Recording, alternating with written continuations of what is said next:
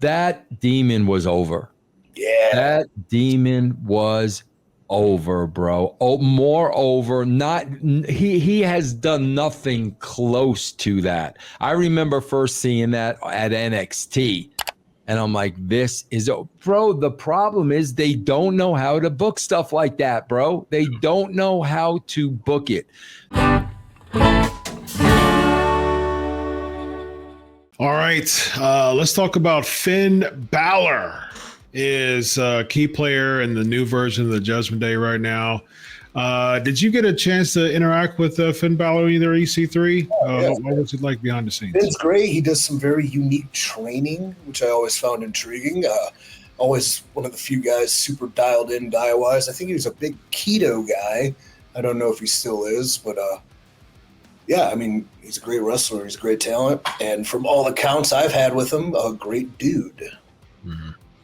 Vince, you don't consider Finn Balor over. You've said that many times. What could you do to help out Finn Balor to become a top star?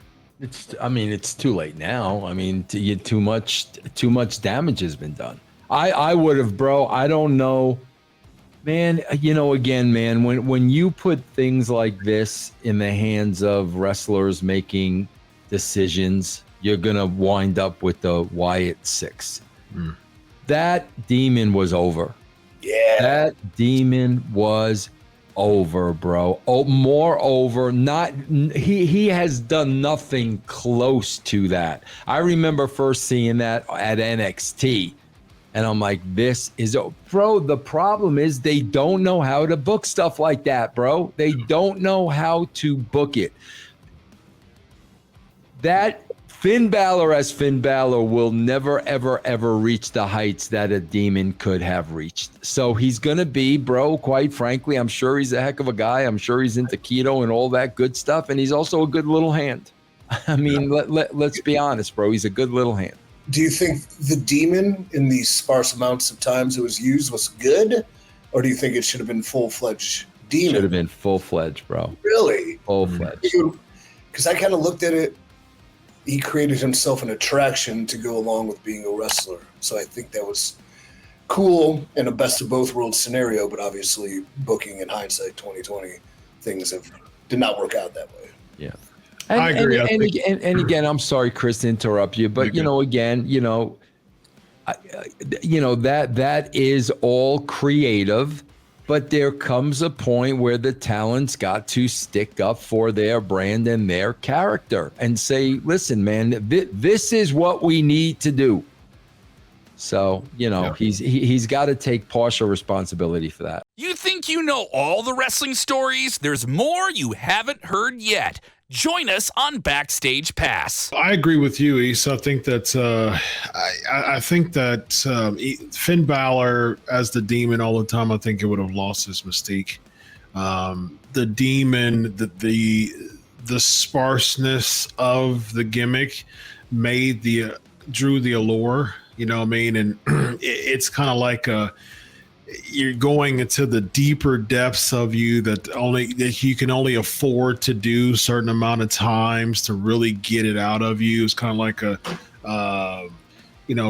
a dark type of version of a babyface superhero character. You know what I mean, and stuff like that. You can only see it a few times. And when you really get into that depths, it becomes something. I don't think the fans, because of the lack of fan attention span, and because fandom is such a microwave at this point that they like somebody this time, they don't like them again. It just doesn't seem like that demon character would have a long shelf life if we see it every week. Yeah, but Chris, I'm going to push back a little bit because how would you explain the Ultimate Warrior then? He wasn't the Ultimate Warrior sometimes, and then I'm Jim Hellwig now. I mean, the Ultimate Warrior was deep, bro.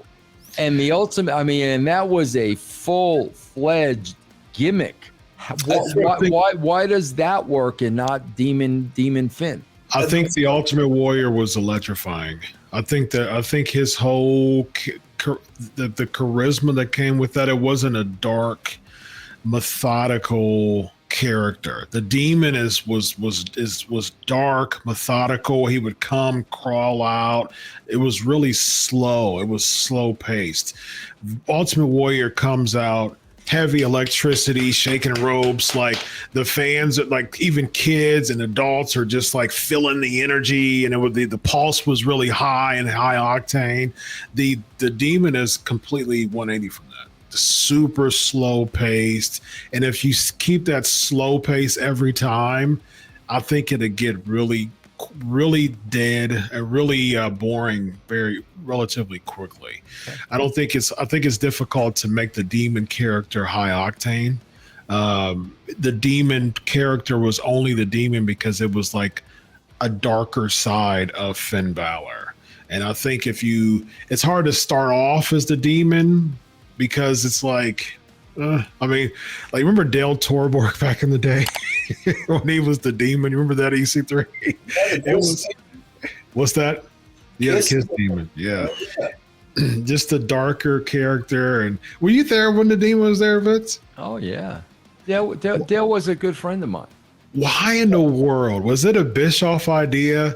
Because he only won like 1 or 2 matches ever. Like he came out as like, I know that Bryan Adams was like the Kiss Demon for like one time, and then Torborg. Bro, what happened was because I was there, and I was at the WWE, and I was a huge Kiss fan. Yep. And Gene Simmons booked a meeting with Vince McMahon.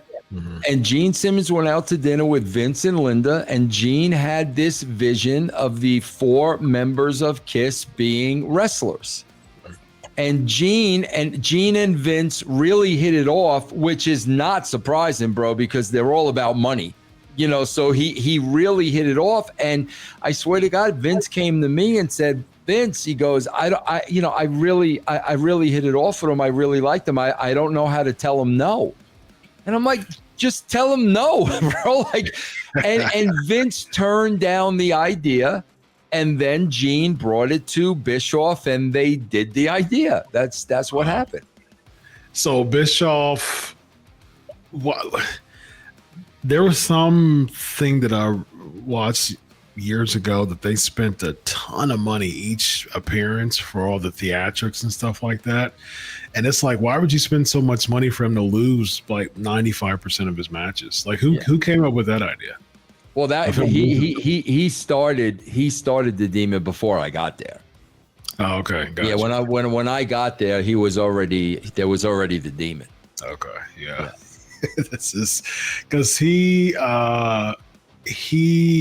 had 50, 99. He was 2-2, 2000. Here we go. And this is including dark matches and everything too. He was 13 wins, 29 losses. There you go. There's the Kiss Demon for you. And I remember he just kept losing matches, man. It was just against the weirdest type of names. I think Norman Smiley, well, he was in a feud with him too, and they ended up teaming together. I think, yeah, it was just.